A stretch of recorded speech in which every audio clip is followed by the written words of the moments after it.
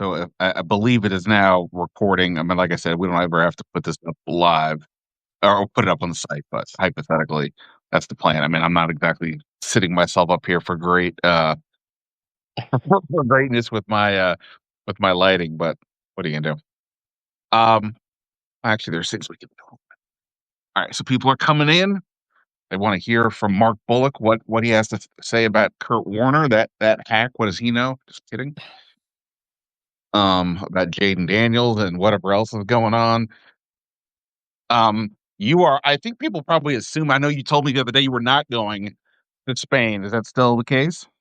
That is still the case for sure. Yeah, well, I'm not planning on going to Spain. I mean, I didn't go when they were in London, and I was in England at that time. I'm now in Sweden, and they're playing in Spain, which is further away. So I'm probably not going to make that trip either.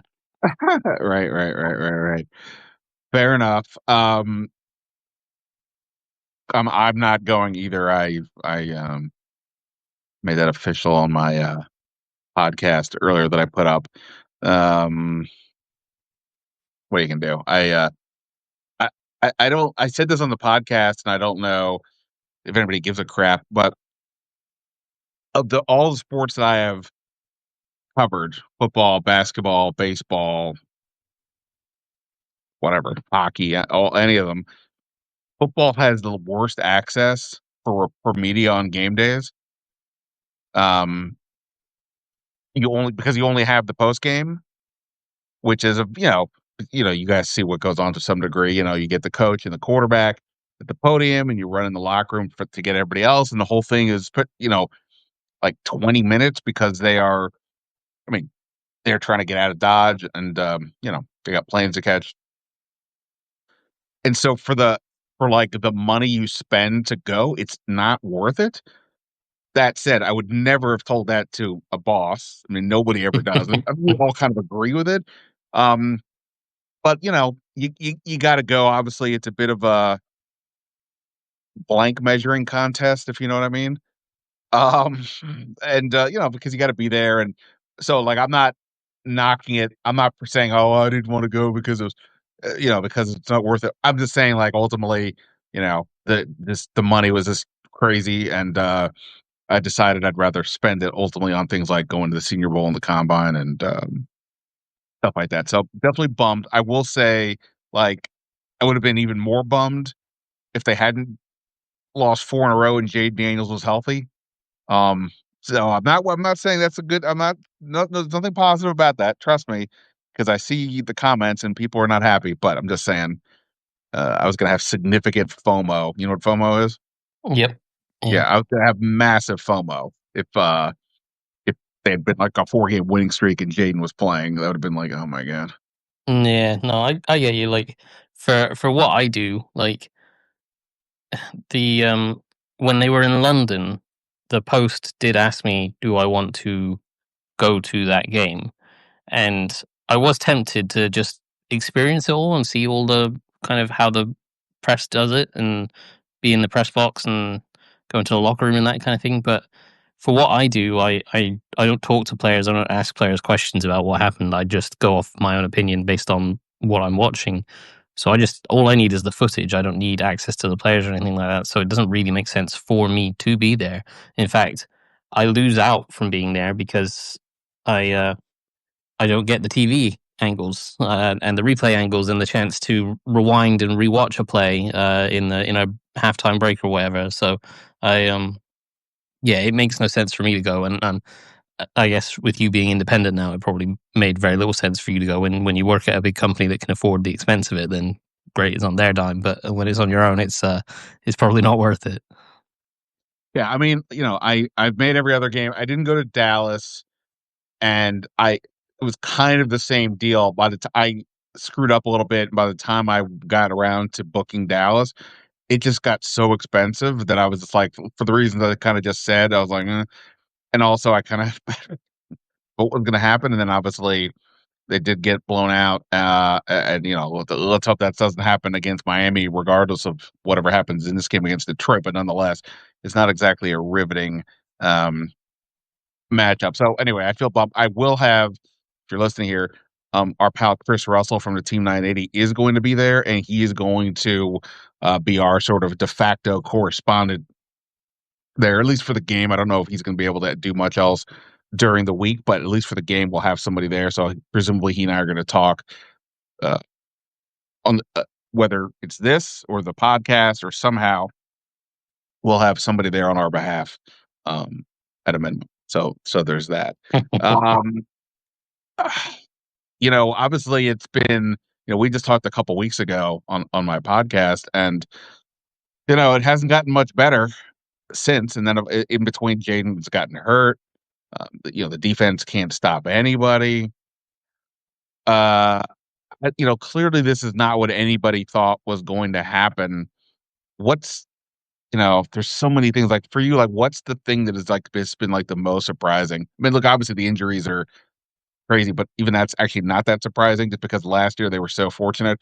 What's been for Yeah. you like the thing you're like, wow, I really am stunned that this has been happening? I would say the thing that surprised me most has been kind of the way the offense has kind of stalled, and even then, it's not hugely surprising because they've had injuries at receiver. But I think the way I thought they were good enough to overcome some of that, and they haven't been. And I think part of that is the the injuries, like Jaden's been in and out of the lineup and he's been rusty a little bit, and kind of not getting reps with guys, and the receivers obviously, as we said, they're being injured a lot, and it's different guys rotating in every week, and it's hard to build up a rapport. And the type of stuff that Jaden typically does well is the rhythm and timing stuff, and that's hard to do with guys that you're not practicing with consistently. So that is part of it, but I also think like they've kind of gone away from the run game quite a bit, and part of that obviously is down to them being behind in games, but they go away from it as soon as they're 7-0 down, rather than like, hey, we can just run the ball and get back in the game here. So I thought, I feel like the offense was going to be better than it was. I thought they would be able to overcome some of the injuries, not all of them, but some of those injuries. I thought they would be able to overcome them better. The Well, defense. let me ask Sorry, you go this. ahead. No, no, let me ask you on the offense because I totally hear you. I thought the first few games of the year, like when Mariota first got in, I was kind of impressed that they were still able to, obviously they put up, ton of points against the Raiders. I know the Raiders stink, but still. And then the Atlanta, they eventually got moving. And then the Chargers, they scored the last 27 points. It feels to me that but that somewhere in that Chargers game against Debo must have hurt his heel, and he has not been the same since. Like in that game, he was like, obviously Bill had a huge game, but in that game, Debo was like, the dude. He was, especially that last drive when they closed it out was really impressive. But ever since then, he just hasn't been close to being right. I think he has like 67 yards total in the 3 games on or receiving since. And that was, I think, maybe just the last straw. Like without having a healthy somebody at receiver, they just had no chance. I mean, as we know, their other receivers, God bless them, they're just not scaring anybody, and that's been a huge problem. So once Debo, he's been playing except for the one game, it's just not good enough. Yeah, it hasn't looked the same, and they've not been able to do the same gadgety type stuff with Debo to kind of get defenses worrying about that, and then being able to try to hit them over the top with Terry, or find it, Noah Brown on the outside, and when everyone's focusing on the other two, like they've not had what they would have thought they would have wanted to do offensively. But you're right. When Mario first came in, they found an offense that worked in that they went into that jumbo package with Trent Scott as the sixth offensive lineman, the Ben Sinnott, and at that point it was Colson Yankoff because Bates was out, but Bates came back in, and it was Sinnott and Bates, and Trent Scott as your sixth offensive lineman, technically third tight end. And they ran the ball really well, and they were really creative with their run schemes, and that set up some nice play action stuff that they did really well, and that was a pretty good offense with Mariota in there, and I would have just liked to have seen them keep going with that and put Jaden back in there. And as soon as Jaden went back in there, they kind of went away from that. And so um, I'd like to see them get back to that. I think that can be a core thing of the offense. Now, I do understand that Cliff comes from a philosophy where it's about numbers game. So if the box has extra defenders in the box, you pass the ball to the outside where there's less defenders. If there's defenders on the outside and there's it's a light box, you run the ball. And defenses have not been scared of Washington's receivers, obviously, and so they've been stacking the box, and that gives them numbers in the box that Cliff philosophically just goes, okay, well, there's too many numbers in the box for us to run this.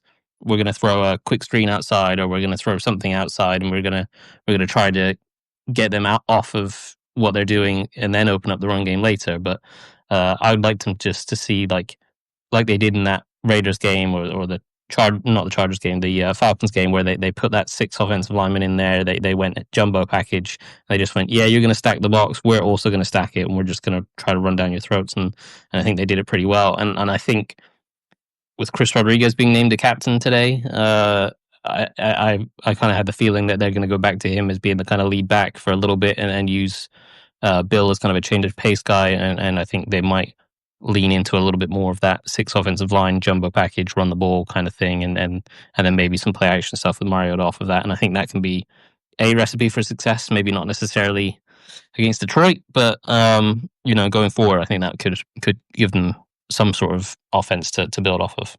I assume you watch the live streams, maybe not live, but you do what, the replay? I watched the games live, yeah. No. Sorry, when we do when we talk to the coaches during the week. Oh, yeah, yep, I do watch those. So I don't know if you saw. So with Kingsbury this week, like sometimes I don't know what I'm about to ask until the words coming out my mouth, because either somebody else has asked a question, or I just I don't know. So I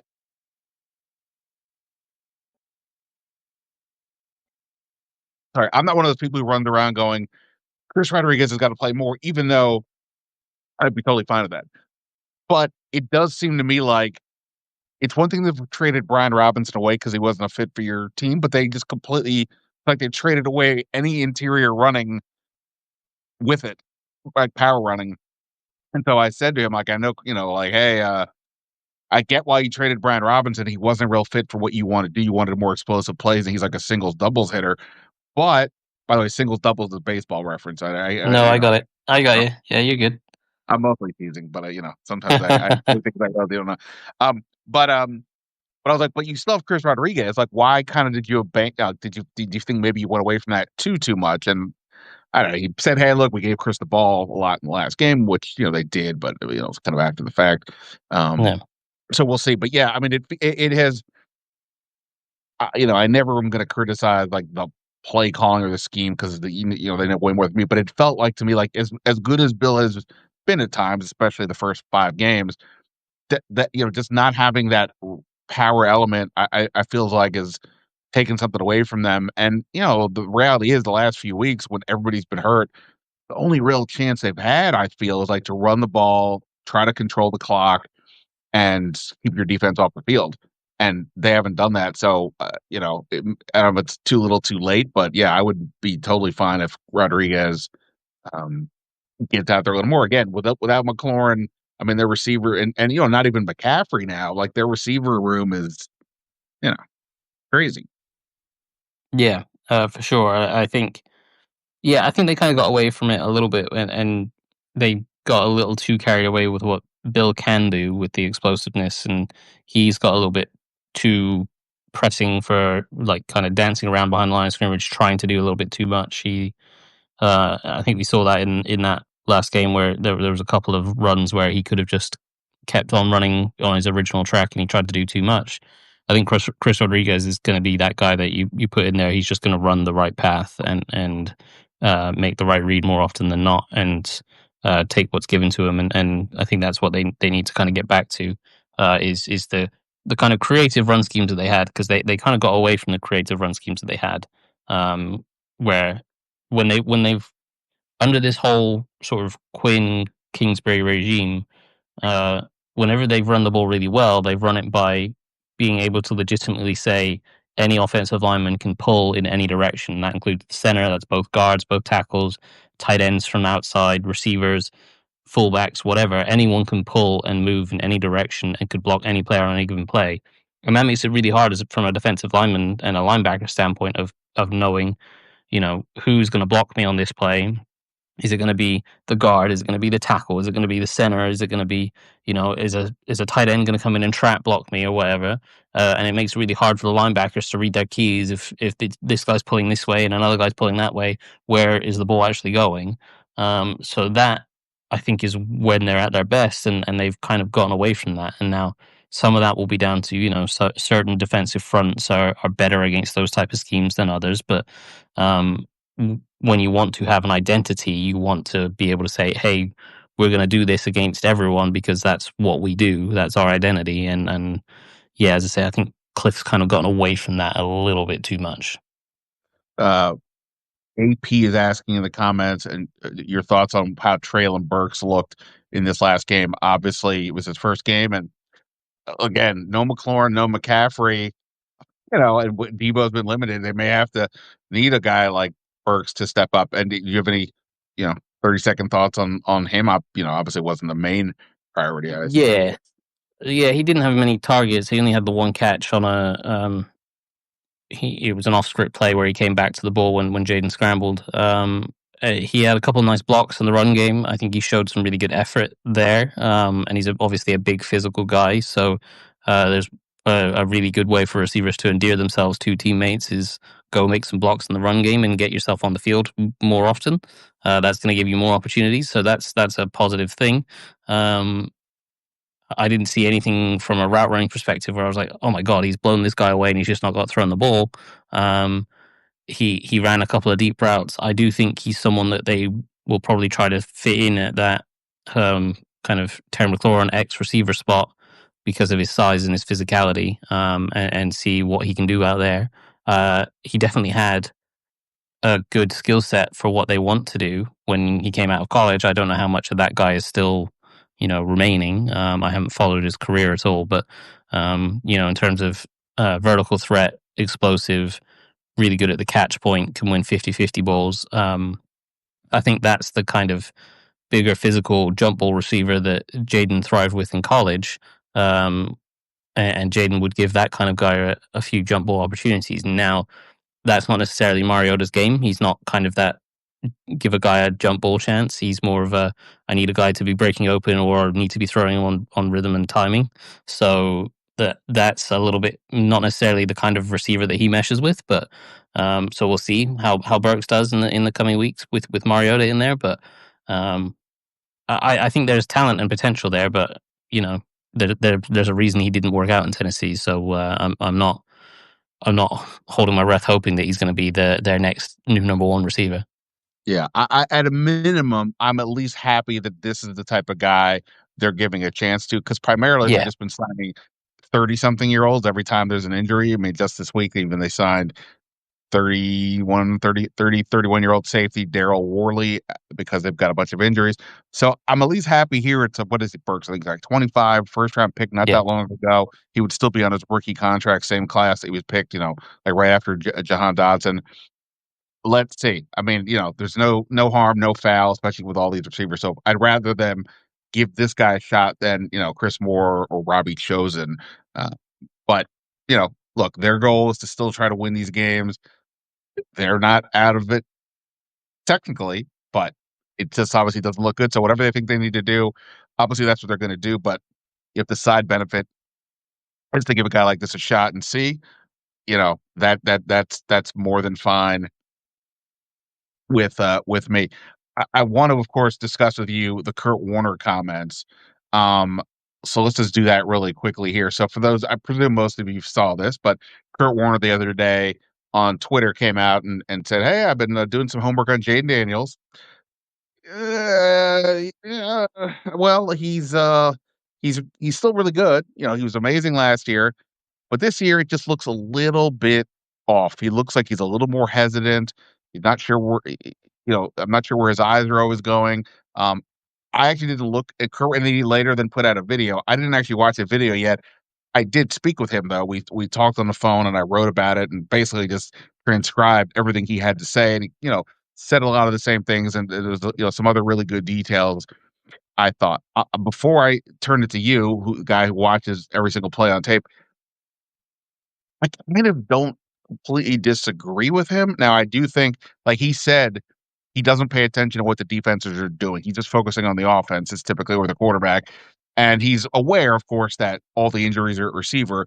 But to him to a certain degree, it shouldn't matter if everybody's kind of doing the right thing. If you're running a 12-yard curl, then throw the 12-yard curl.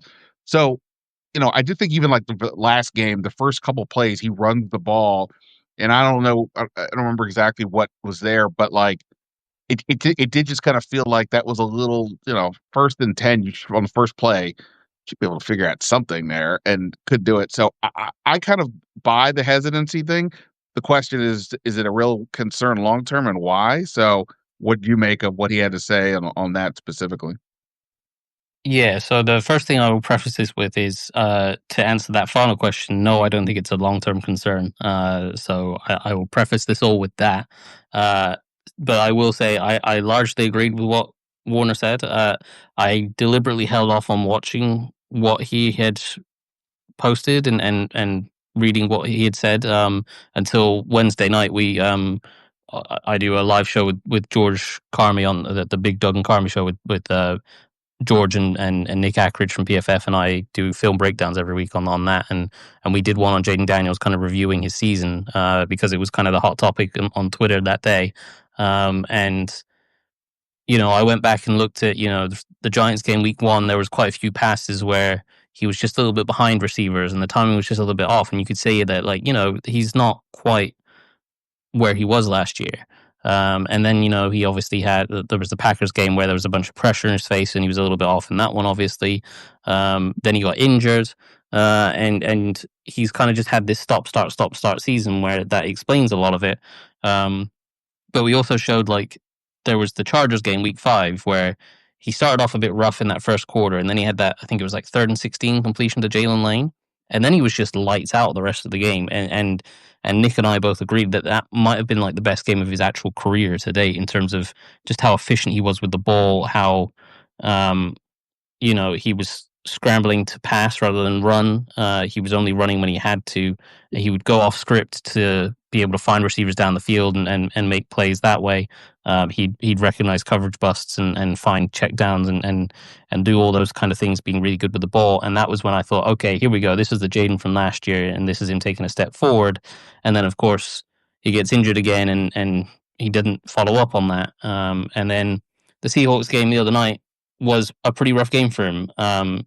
Now, the Seahawks defense is a very, very tough defense to play against, and they come with a very different game plan to what Washington had been seeing. Like the Bears and the Cowboys kind of set a precedent of, and the Chiefs to an extent as well, set a precedent of, well, we know you've not got Terry McLaurin and we know Debo's hurt, so we're just going to play a bunch of man coverage, stack the box against the run. You're not going to be able to beat us man to man, and largely that is true. The Seahawks did not do that. The Seahawks are like, well, we're not a man coverage team. We're just going to play our zone match coverages, and we're going to be really aggressive in how we do that.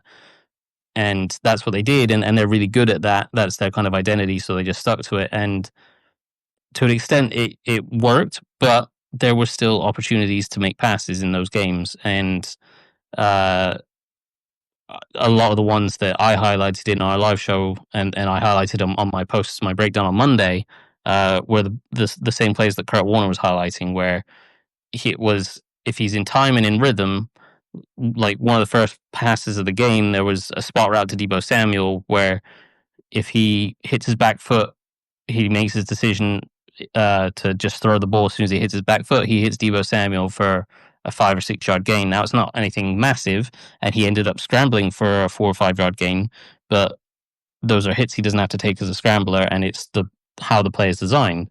And I showed on our live stream that it was a play that at this point last year he was making consistently. They ran the exact same concept a million times last year, and every single time he hit that spot route very quickly and decisively, reading exactly how it was meant to be read and hit it on time. There was other plays. There was one where Debo was kind of a decoy to try to drag a defender out of his zone, and they tried to hit Zach Ertz behind it. And yes, the window would have been tight, and he needed to anticipate it, but it was very, very similar to the throw that the touchdown to Jameson Crowder that won them that Eagles game last year, where they had a guy spotting up. I think it was Ertz spotting up, and the linebacker jumped up on that, and it left Crowder wide open behind it. And he anticipated that throw greatly with Crowder in that Eagles game and scored a touchdown, but he didn't anticipate it with Ertz, even though he was looking at it and you could see that he understood where his eyes needed to be. He understood where the ball should have been going, but he just hesitated. He just had that little moment's hesitation, and that Seahawks defense is good enough and quick enough to react to that little moment's hesitation and take away those windows. So he didn't have those kind of a lesser defense probably wouldn't have reacted quite so quickly to cover up the holes and take those away. Whereas the Seahawks are good enough to take those away. So he didn't have those second opportunities, but he did still have the first opportunities, and he was, just a little bit hesitant. And again, I think that's probably just down to, he's been in and out of the lineup. He's not had a bunch of reps with guys.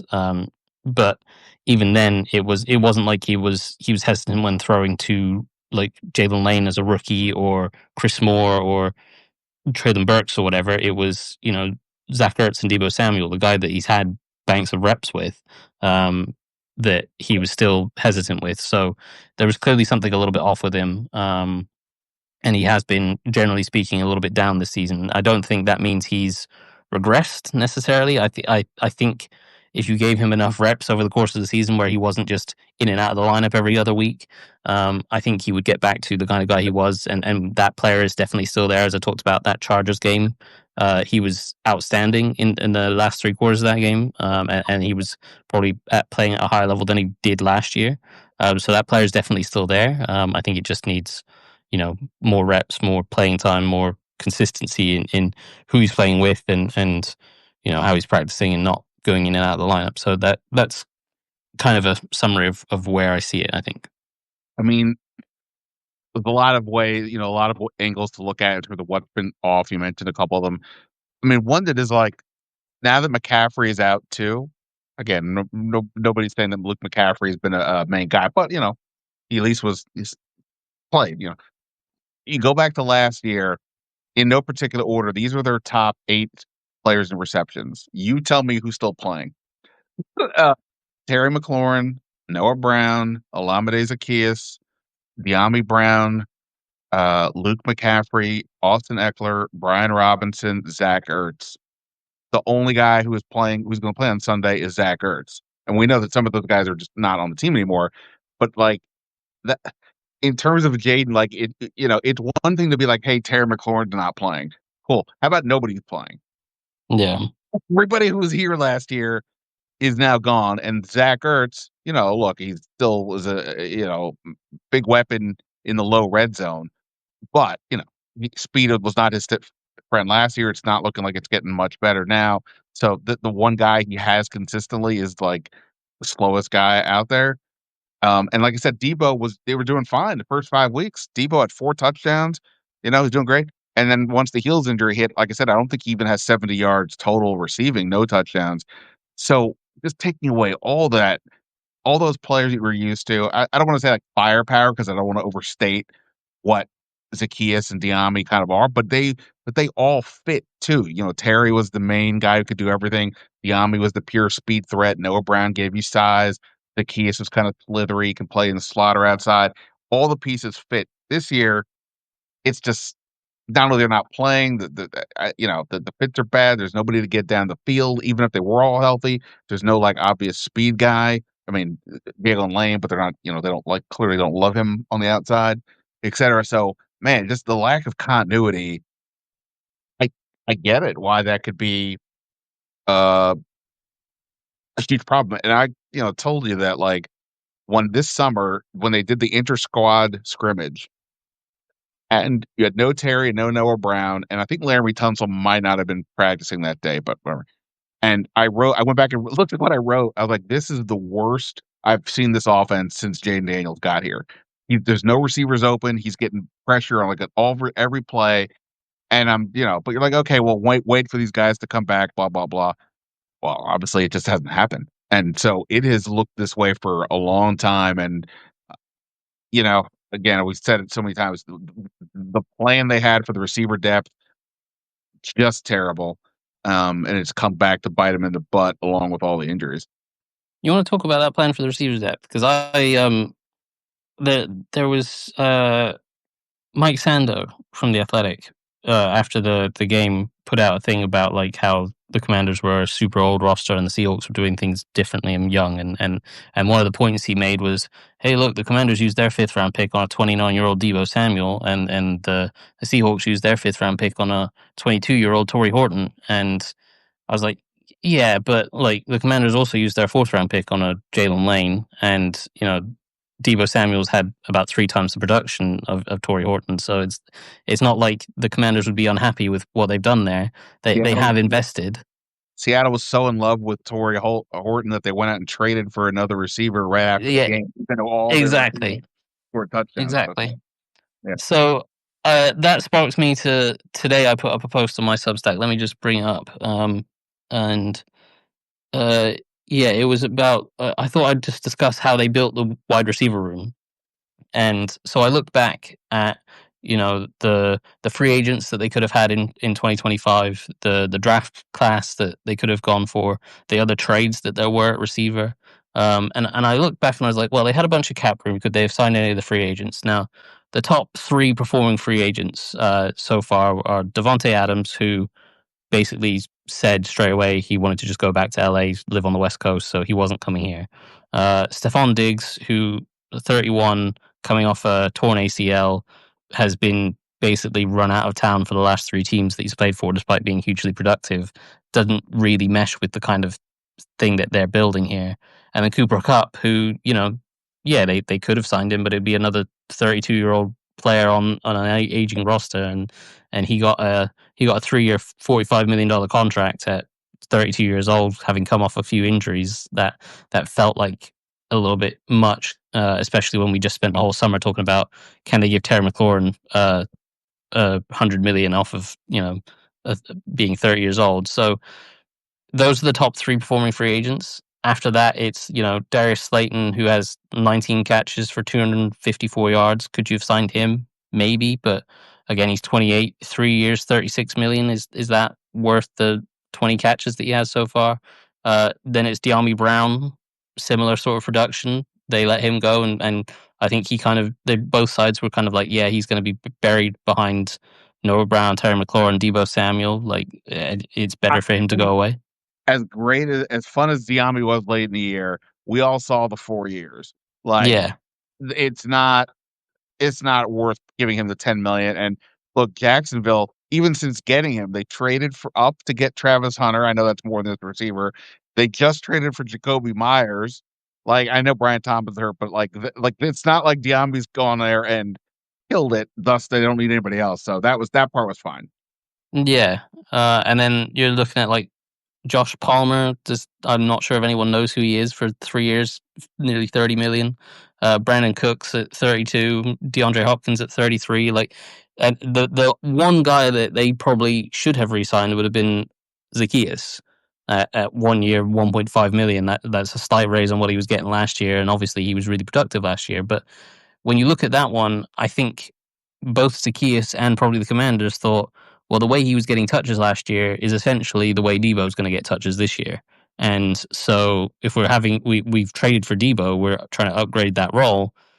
What's Zacchaeus going to do? And maybe you say, well, Debo has been injury prone, what have you. Maybe we want the guy to back that up. But I would think probably Zacchaeus probably made the decision that I'm going to go elsewhere where maybe I'm going to get more of the targets that I was successful on. My So my yes, understanding is that's what happened, that, like, the Commanders were right. willing to bring it back. They just never offered anything particularly interesting because, like what you just said, and he was just like, "Well, I'd rather go, try to make my way somewhere else." So, Yeah. So when you look at the free agent class, I don't think they did anything wrong in not bringing any of those guys in. So then it's a case of, well, should they have drafted anyone? Or well, there's also trades, but there's Christian Kirk. They was a guy that worked with Cliff Kingsbury. I think if he had become a free agent, then they might have been interested in that. But the Texans traded a pick and took on a $18 million cap hit or something like that to sign him, and that was not something that they were going to do for a third or fourth wide receiver. There's the Metcalf trade, which they weren't going to do because they'd done Larry Tunsil. There was the George Pickens one, which for essentially a third might have been interesting, but again, there's the character stuff, and at the point that the Pickens trade went through, they'd already done the Tunsil one, so they'd already given up a second and a fourth. So you're not doing that one. So that was the kind of receivers that were traded, and then it's draft picks. And when I was looking at the draft class, like there's the first round guys that were all there's McMillan, Ibuka, and Golden. They were all gone before Washington was on the clock. When you look at the second round guys that could have taken Jaden Higgins, Luther Burden, Trey Harris, like they all could have been taken, but like Higgins went at 34. Would you rather him over your franchise left tackle, right tackle? I don't think so. Um, Burden and Harris were gone before the Commanders selected at 61, and even then, I think they probably would have had Amos graded higher than any of those guys anyway. So I'm not sure you draft any of them. And then you're looking at the guys that were kind of in the third, fourth round range when they took Jalen Lane, and Lane's been as productive, if not more productive. He's the second most productive out of the guys drafted in the from sort of pick 61 when they picked Trey Amos. If you go from 61 to when Lane was drafted, the only receiver that's had more catches or yards is the a guy for the Titans. Is it Chimry? Is it Dikey? I don't know how you pronounce his name, but he has 21 catches for 194 yards and a touchdown. So he's got 7 more catches than Lane, and he has 23 more yards from those 7 catches. So he's not exactly hugely efficient, and he's playing on a pretty bad Titans team. So So it's like basically, to sum up, what you're saying is, hey Ben, you keep bitching about the receiver depth, and what you get, what they couldn't. What were they going to do? All these other options were not impressive. Is that basically what you want? What you're trying to tell me? not necessarily that none of them are impressive. Like you could argue that like Corey Holton was another option or whatever, but it's like people. I've seen a lot of people criticizing like what could Adam Peters or like Adam Peters just needs to do a better job building this wide receiver room. In my regard, he's spent a big extension on Terry McLaurin. He's traded a fifth round pick and given a lot of guaranteed money to Debo Samuel. Those are meant to be your top 2 guys. He brought back Noah Brown. Now, yes, Noah Brown has an injury history, but Noah Brown was very productive for them last year before he got that freak injury. And then he spent a third round pick last year on Luke McCaffrey and a fourth round pick on Jalen Lane this year. That's quite a lot of resources he spent on wide receiver. Now, you can talk about like McCaffrey wasn't productive in his rookie year, or Lane. They should have picked a different receiver. But like looking at the other options that are out there or were out there, like I don't think they've necessarily taken too much of a wrong turn for what they've done. I'm not really sure what they could have done other than like last year if they decided not to trade back, and then instead they traded to the picks that they used for Johnny Newton and Ben Sinnott and Mike Sanders still in the second round, and went up and got Brian Thomas at pick 19 or something like that to pair him up with Jaden Daniels. Just instead of doing that, there's not really any, I'm not really sure what else they could have done to improve this receiver room. So I just thought it was interesting to have a look at that and think about like yes, it's criticized. Like, sure, they've had a lot of injuries and should they've had more depth. But when I've gone back and looked at it, I'm like, are there any of these moves I actually would have made instead? I don't think so. Very valid points. You're fine barrister. Here would be my counter. Let's go back to last year, right? When they made the Jahan Dodson trade, everybody's like, well, now what? Who's the number 2 receiver? Because what the hell do they have? They got Olamide Zaccheaus, De'Ami Brown, Jamison Crowder. Then they get Noah Brown. Noah Brown was like a godsend, a guy who just got cut. But all the pieces fit. You had the deep threat in De'Ami. We talked about this before. You had size of Noah Brown, who could also get down the field. They had, you're right, on the individual players, and Zaccheaus had success before, but he was coming off like a 10 catch season, so it wasn't like he could go crazy. But it just to me was like it's more of the traits thing that they had guys that could do all these different things. The defense had to respect that when they were out there. This year, um, sure, I'm not knocking the Debo trade at this stage or the Noah Brown re-signing. I thought that was important, but and you're right, like for people complaining about any lack of investment, you're totally right. I mean, I always bitch at teams. I don't like teams when they invest too much in receiver. That they didn't here. The fifth round pick for Debo is a complete shot. And, it's only 1 year, and honestly, again, the first 5 games, he was the entire summer in the first 5 games, he was the best player on the team, in my opinion. And then, they did spend a 3rd and 4th round pick on guys. Whether the players develop is a different story. That's the pick of the player, but they made the investment into that. But for me, it's just that you needed somebody behind Noah Brown who could play because that guy is unfortunately always hurt. And I assume they thought McCaffrey would be that guy, even though I don't even know if they think he's definitely an outside guy. Like they were moving him to the slot last year at the beginning of everything. So there's that. Jalen Lane, is a slot guy. I know you and I talked about this a few weeks ago, but they clearly view him as that. I mean, he has the speed, but it's not being used because I don't think either. I'm sure you've broken this down 12 ways till Sunday, so go read Mark's stuff. But like, he's either not getting creating separation, or he's just too small, or whatever it is. It's not working there. So then they had what they had. They had Chris Moore, KJ Osborne, and Michael Gallup as like the other receivers, and I'm like, dude, they're all old. Or I mean, KJ Osborne was here last year and didn't even play. They didn't even put him on the field. So it's like, what? Where's the upside here? What's the play? So you're right. None of the guys you mentioned as like free agents per se are like particularly interesting.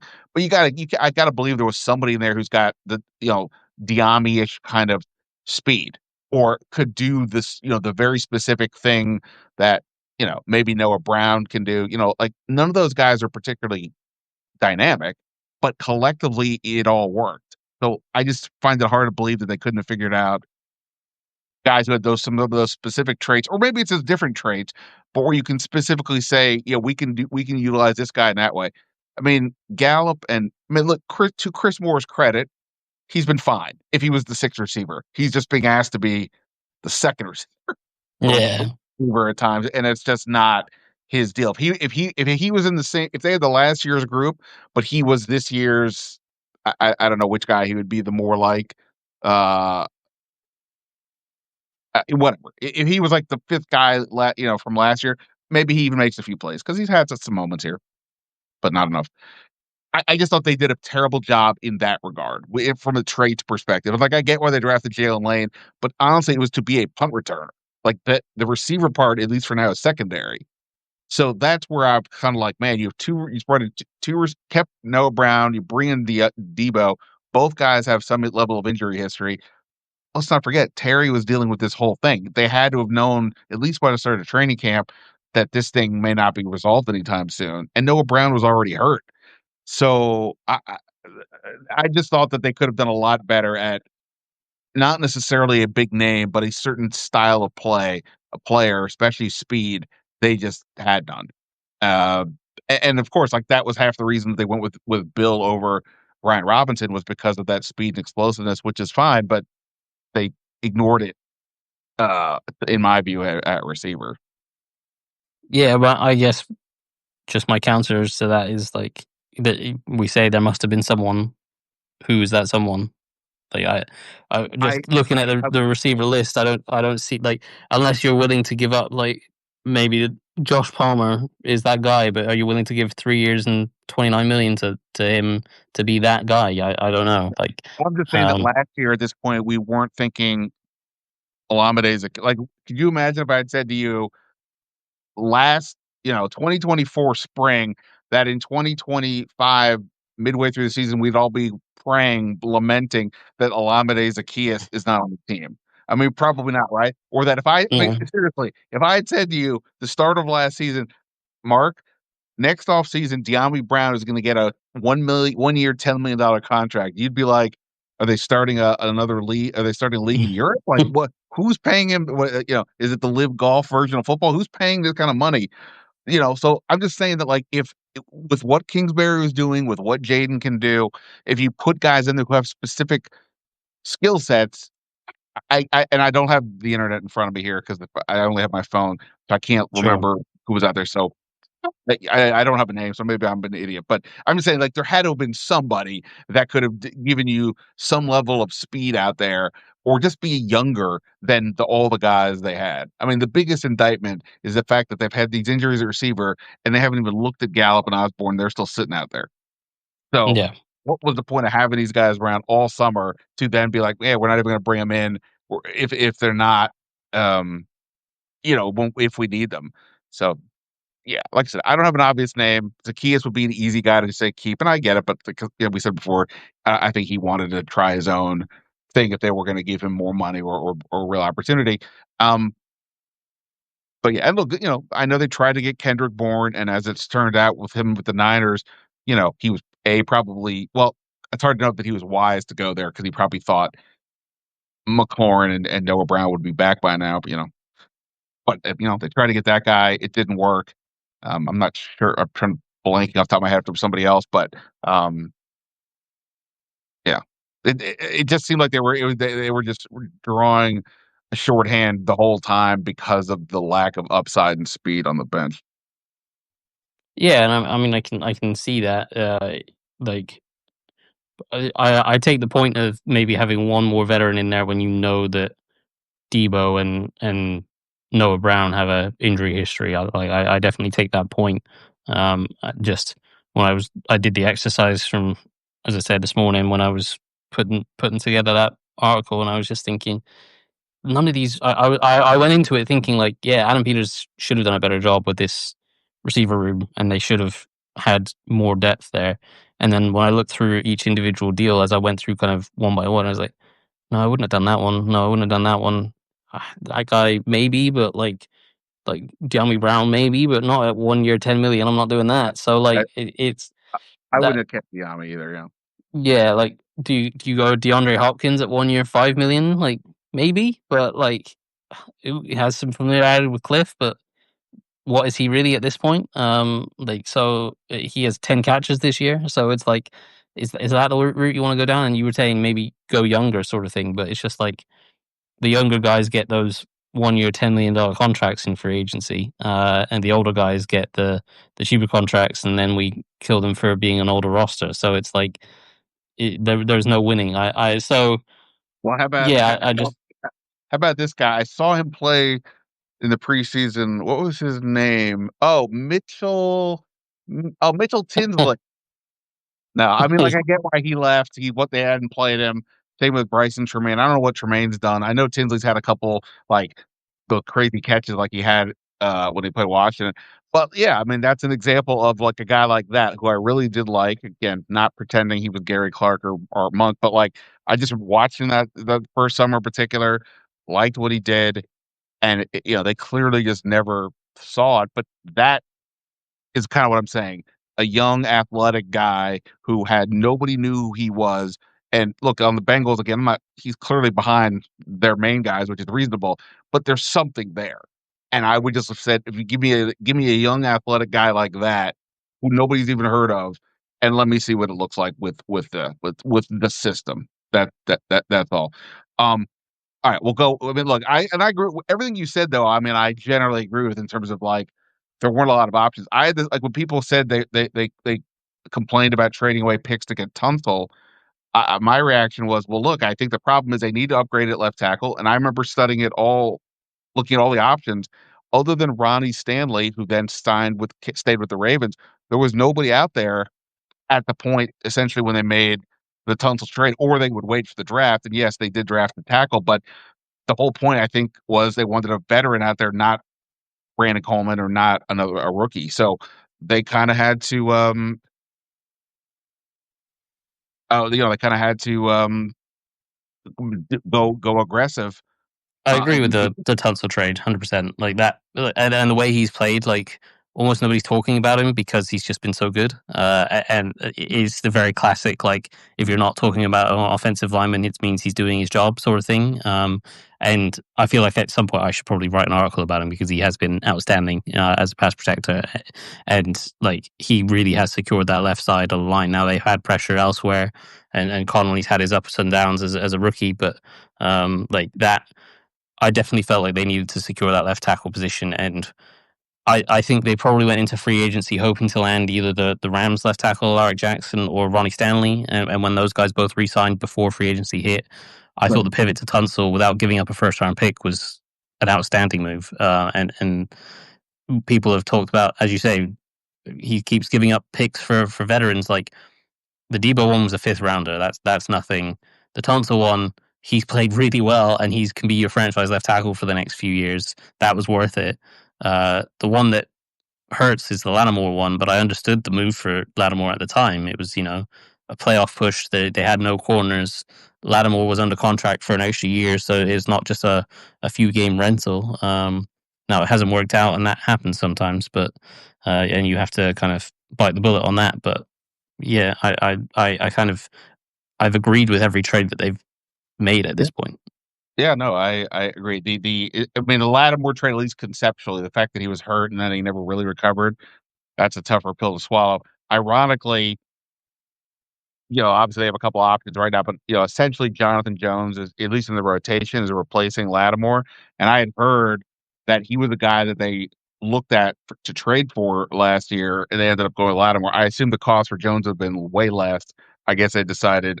I don't remember what his status was at that point. I assume he was healthy, but they decided obviously Lattimore, by career has been a lot better player.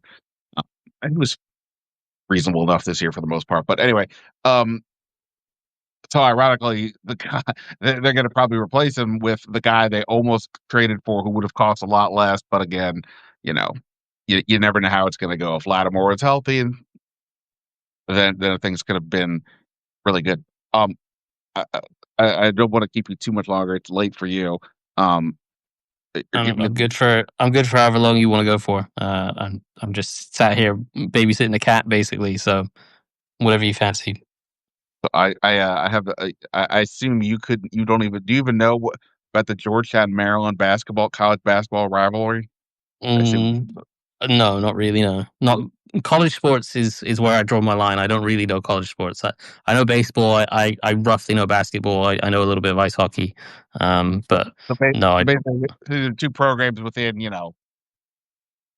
10 miles of each other here in the city, in the area, and they sure. never play historically because there was some big feud 40 years ago and blah, blah, blah. And everybody kept fighting Hatfield McCoy style, or you don't even know what that is probably either. Anyway, there's a lot of infighting, but they're playing right now. This is like only like the fifth time or sixth time in like these last 4 years they played, but all the people who were feuding before are gone. So it's now new people. Anyway, surprisingly, Georgetown is smoking Maryland at in the second half. So that's the only other thing I'm sort of paying attention to at the moment. Um, it's very exciting stuff. Maybe I should have gone. All right. Let me let me pivot to this, and I see Scott Jackson. I think is in the room. If Scott Jackson feels like coming on, I'm happy to get his take on this too. So this season's going the way it's going, right? I mean, hopefully, we didn't discuss it here. I talked about it on my podcast, but like, the news on Jaden, if you missed it, no surgery. He didn't have any ligament damage. They did not give us a timeline as to when he could possibly be playing again or what the plan is. All that we got was not putting him on IR for now. He'll go in 2 weeks when we have the bye week. We'll see where things are and go from there. So I don't know what that means in terms of him playing the rest of the year. So obviously, him coming back would be, the best news you could get. But the other best news, being realistic of where things are, is if these guys who've been part of the two draft classes under Adam Peters stepped up. The reality is that as it stands right now, other than Jaden, you know, if you want to tell me Trey Amos looks like the starter for the next X amount of years, whatever. Like, but like in general, there was a lot more questions than answers with these other guys. Um, of all the guys, again, put Jaden aside, uh, of all the other guys, who's like the one guy that over the rest of the season you think it would be really, really big if this one guy showed that there's something here that they can build around, or have we can lock him in as a starter, or whatever that type of deal. Who do you think that one guy would be? I mean, in terms of well, for my own mentions in on Twitter and stuff, Ben Sinnott being good would be great because he's the one that everyone's like, he took a Ben Sinnott in the second round and he not caught a pass, and it's like, well, yeah, I understand, but there's some reasons for that. So So that would be nice. have you been very I lost track. Have you been very pro Senate since he got here, or were you questioning it? No, I'm more pro than anti Sinnott. I'm not like hugely on either side. Like I would like to see more from him as a receiver. I think he's been a much better blocker than what people realize, and people undervalue blocking from a tight end position. But when you spend a second round pick on a tight end, you do expect them to be productive as a receiver, and he hasn't been. But I think the reasons for that is one, Zach Ertz has this ridiculous compatibility with Jaden Daniels, and you're not taking him off the field because Jaden clearly loves throwing to him.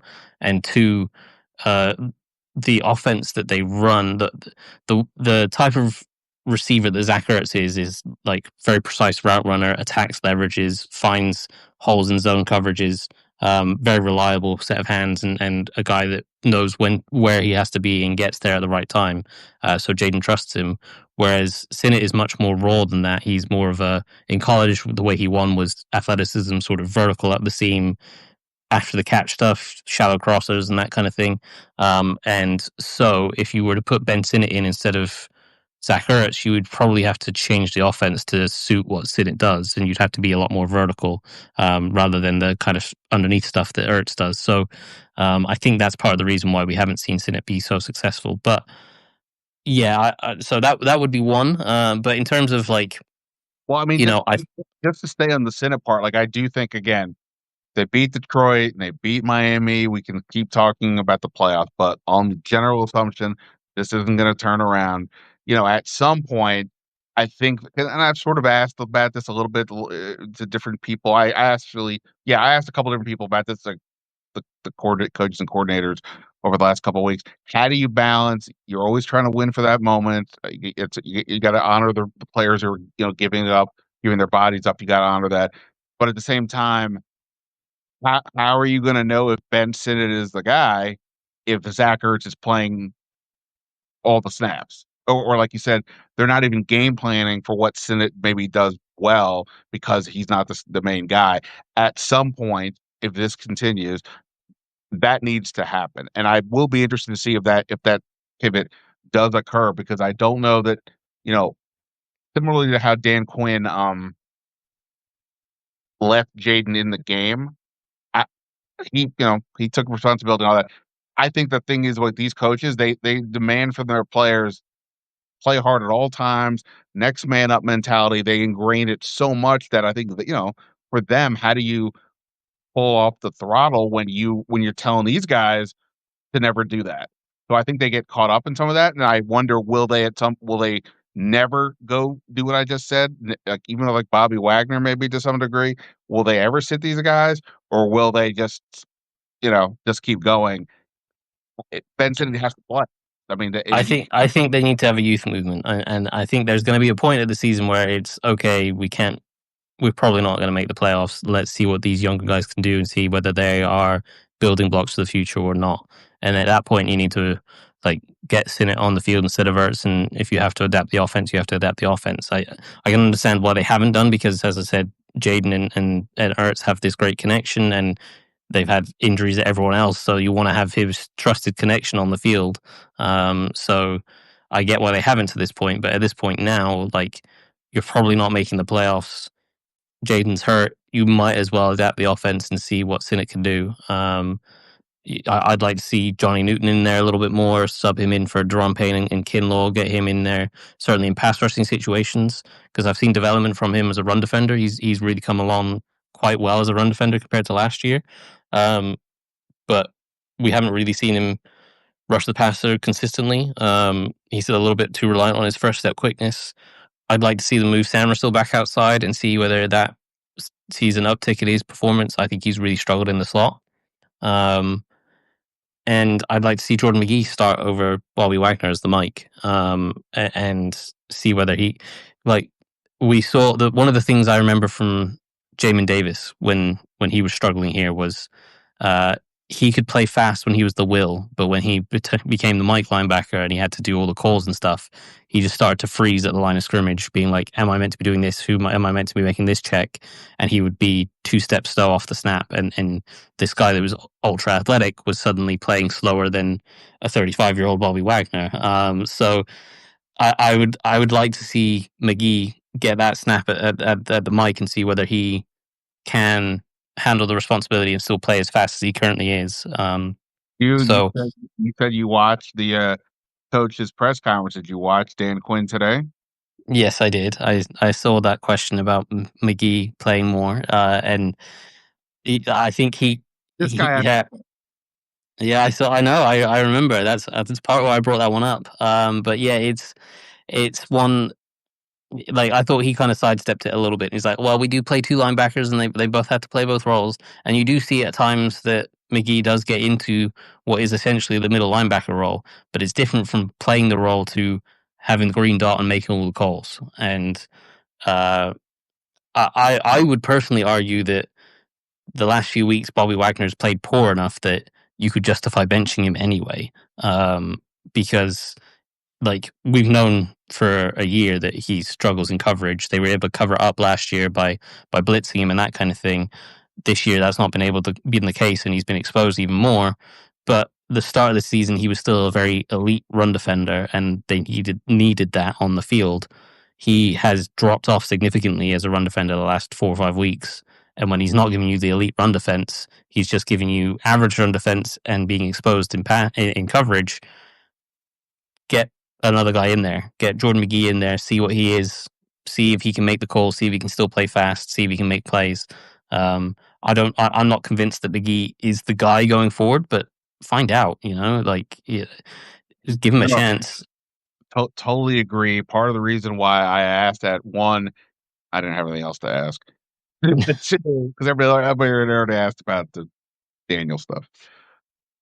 Friday's always a weird day because it's like I try to ask questions if it's something I'm gonna write or talk about, but on Friday, unless I do a podcast, I'm not gonna probably write my anyway. Nobody cares.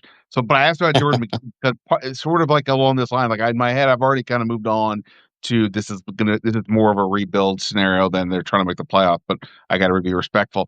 So I'm like, uh, one, how have you determined what you think Jordan McGee is going forward? And then if some of that is in the middle, how do you know for sure if he doesn't play? And I was sort of mentioning from the green dot perspective for exactly what you're saying. It's one thing to, like you said, if he can be able to have the same instincts and reaction and use his speed there, or does he need to be on the outside? Quinn didn't mention the green dot part. So when it was over, he walked out. We were going to the locker room, so I walked out with him and pestered him.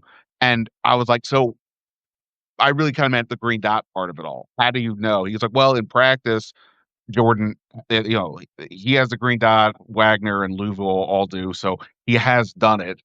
He said, but like you said, it's practice could be very, very different. It's not that there's no stakes. I mean, there's, Yeah. but not that. So, yeah, I think that's a big question. I do wonder what just having watched him play. I mean, he seems like a smart kid in talking to him, but at the same time, he's so athletic. I do wonder if it's going to be worth it to move him inside. Yeah, or are they going to be ultimately better off to let him, use that athleticism to make plays? Not that we've seen a ton of that yet, but he still hasn't played a lot, I guess. Yeah, well, he's positioned himself quite well to make quite a few plays. He's missed a few tackles, and sometimes you can see that he's that young player he's almost playing with the play style that Frankie Louvu had last year, where it's the kind of hair on fire, and it's like I'm not necessarily always going to go the right way, but I'm going to go whichever way I'm going to go 100 miles an hour and get there fast and maybe be disruptive. And that's kind of what he's been like. And it's been weird to see Luvu not playing that way this year, but that's a whole another conversation. So, yeah, maybe he is more of a will linebacker, but try him at Mike. See, like there's nothing. I don't see what you lose. Like, yeah, that they have a ton of respect for Bobby Wagner, and there's a bunch of guys on that staff. It's not just Dan Quinn. It's Ken Norton and everyone that the reasons that Bobby Wagner are there. So they probably would feel like, oh, it might be too disrespectful to bench Bobby Wagner, and he probably is still doing a lot for the defense in terms of trying to get everyone aligned properly. And God knows if he wasn't there, how many more coverage busts they would have from not being communicating and aligning properly. But like you're 3-6, like that the season isn't over. They can technically still make it, and I know that a guy like Dan Quinn's head, it's how do we win this next one to get us back on the roll? How are we going to win the remaining games down the stretch and make the playoffs? And but there's got to be I wonder if it comes from like an Adam Peters to be like, hey, we need to see what we've got for the future here rather than just what are we I doing right now. I guarantee there will be nobody a bigger advocate about seeing what they can do than the guy that drafted them all. Yeah, I mean, I'm not saying he puts his thumb on the scale, but like in general, I mean, this is how it works. This is not about Adam Peters. This is the nature of human in these situations. It's easier to move on from the guys like a Jahan Dotson when you didn't bring them in, but when you brought them in, you're more invested in seeing if it works. So clearly, they're going to try for that. Also, and I don't know where you came on this uh, for what you saw this summer. I want to see Kane Madrano play, to be super honest, because like throughout practices and even some of the preseason games, it just felt like he was around the ball a lot and like he had made some plays and he was the fastest linebacker at the combine. I don't know if we know maybe you have a better feel like what he ultimately is, or maybe he's not even a starter. I mean, he was a 6th round pick, but I'm just saying I like you drafted the fastest linebacker at the combine and your whole defense lacks speed. So maybe, again, the last few games, take Wagner off the field, let Jordan McGee play the middle, and maybe Madrano. I don't know if you would say he would be like the nickel back or the Buffalo nickel or God forbid, whatever. no. I definitely like. I wouldn't mind seeing him out there. In preseason, I thought he did probably even a better job than what I said of McGee of getting himself in position to make plays. Like I thought he was very good at getting himself in the right positions, but that also the thing that he struggled with was in college was making tackles when he got in those positions, and that was the thing I saw in preseason as well was that he very frequently got himself in really good positions, and then he would dive at the shoelaces of guys rather than try to tackle them at the hip, sort of thing. So I'm wondering if they're kind of more protecting him while he The works on thing, his tackling. Sorry. shoestring tackle, that's a thing. Yeah, I mean, sure. It's just not it's not the Yeah, most efficient way of going about it. It's a smaller target, a shoestring. yeah. No, I'm with you. Yeah, like I said, I don't know that he's the answer, but if speed is the part of the Find out. problem, maybe put your two fastest linebackers or maybe even defensive players on the field at this point. Newton is the other one for sure. That's another one that gets interesting, right?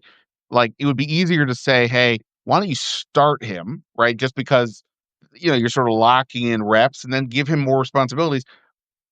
But then what are you doing? Are you sitting Deron Payne or are you sitting Kinlaw? And I know that I mean, like they're all playing, but somebody would have to sit unless you put somebody out on the end. But that's a whole other story. So that part's interesting because it does seem like Newton needs to play. If we think they're going to probably move on from Deron Payne, we'll see. But I would guess that would be my bet. Guess. Um, then what is Newton needs to play. I know he's had some good moments, but I don't know, still undisciplined at times, and I don't really quite know what I don't know. I mean, I think they like him, but you know, play him then a little more. Yeah, I think part of it, yeah, as you say, like behind Kinlaw and Payne have been really, really good. And Eddie Goldman has been better than I anticipated because he was okay last year and he was less than okay in the preseason, but he's actually been quite good. But I think, as I said earlier, Newton's run defense has really come along quite a bit since his rookie year, where he was getting bulldozed quite a bit, and especially on double teams. And now he's doing a much better job of taking on double teams, splitting them. He has a much better technique at it. He's just more stout. You can see he's a little bit heavier in the legs and able to withstand those a little bit better. You just don't see the variety of pass rush moves for him, and part of that is, as I said, the lack of opportunities. Like especially when they get into third and long, they go to these rush packages where it's Luvu, Jake Martin, and Von Miller, and then it's one defensive tackle, and it's typically either Kinlaw or Payne, and Newton's kind of the third guy in that, and so they're not in those packages very often because they're not getting on third down often enough. So he's not getting in there very often on those situations. So I'd like to see him, yeah, maybe elevate him over Payne. As you say, he's the guy that's more likely to be gone in the off season, and give him some shots. I think that's part of why they moved him to end when they had all these injuries at ends to see if he could try to work some pass rush moves out there. But again, they've just kind of lacked the reps out there so far. So yeah, I'd like to see him get some more reps and see if he can develop that pass rush on kind of learn on the job and develop that, or whether you're 2 years into it and thinking actually those foot injuries have had more of an impact on him than we thought, and he hasn't developed as we thought, and maybe we've missed on that one, and that would be a shame. But I think fans and media alike don't realize just how many more draft picks miss than hit, and it does happen. So yeah, it would be a shame, but I would like to at least see what he can do before we are making a judgment call either way. Yeah. No, no, for sure. I talked to Newton after he played all those reps at one game at end, and I'm like, what's the biggest change? He's like, it's just a lot more running, because you're not running. It's like, he said it was like a little more winded than normal because like yeah, it is, but you're further outside. Obviously, it's not just straight up the middle for the most part. But yeah, you can't playing him outside. I get it because they're desperate, but that's not building him towards what they need to do. So we're gonna say, all right, get quick update, Mark, for you. Georgetown's lead's been cut to 8 at 5 minutes ago. You're rooting for Maryland, obviously, right? Sure, let's go for that. Well, Uh, first of all, their colors are essentially they're not burgundy and gold, but it's gold and red, so it's pretty close okay, to what you're used to. And it's I've been located to Maryland. I've at least been there. I don't think I've been to Georgetown. uh, So also it's like yeah, it's like 10 minutes away from the stadium to boot. So mhm, it's basically right, like the look for you. Georgetown's in a much more fancier part of DC, and the school's like super, old school. But yeah, no, you're a Maryland guy. It's fine. sure. All right, we need to go. Or at least I'm going to go in a minute. But let me just ask you this: I don't want to completely dismiss the game. I basically been saying that um, at this stage, it's not so much what Washington can do; they're just so beat up. It's what does the other team do or allow Washington to do. Kansas City gave them an opening that first half. Didn't play particularly well, but then also Washington didn't force them to punt. Like it was just the two interceptions, one good play, one fluke play. And then in the second half, KC woke up and pulled it away. Seattle last week, right off the bat, they did what they had to do. In Detroit, obviously, they're coming off a loss. They remember the playoff loss last year. They got all kinds of weapons on offense. If they come out flying, I don't know how Washington's going to keep pace either way. But if there's an opening, or maybe you see it differently, what do you think is like the biggest one thing? Don't, for the love of God, don't say make tackles or like what's like one thing that you'd be like, okay, this is they got to do this, and then they give a shot. They really got to make their tackles. Have a shot. No, I think they need to. I think the defense is going to rely on turnovers because quite clearly they're not going to get off the field consistently otherwise. So they're going to need turnovers, and the offense is going to need to stop turning the ball over. Um, I think the main thing for offensive success is can they run the ball, and I'd like to see them, as we talked about earlier in this, get back to those jumbo packages, get a 6 offensive lineman in there. It doesn't have to be Trent Scott. It can be Brandon Coleman. It could be Andrew White. It could be whoever. Get a 6 offensive lineman on there, run behind Sinnott and Bates. Get those offensive linemen pulling and moving to in all sorts of different directions and confuse the defense and lean on that run game.